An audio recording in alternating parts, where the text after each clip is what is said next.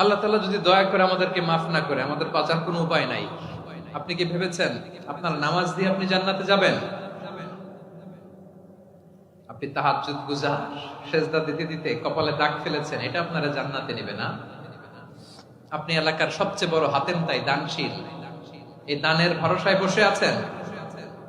কশিন কালো আমাদের নামাজ, আমাদের রোজা, আমাদের ইবাদত, এগুলোকে মিজানের পাল্লায় উঠালে কোনো ওজনই হবে না।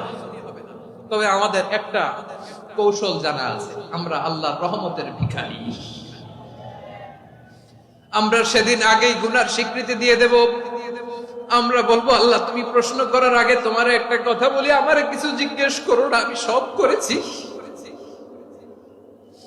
এমন কোন পাপ নাই যে পাপ আমারে দিয়ে হয় নাই। তোমার রহমত দিয়ে তুমি জান্নাতে পাঠাবা, তোমার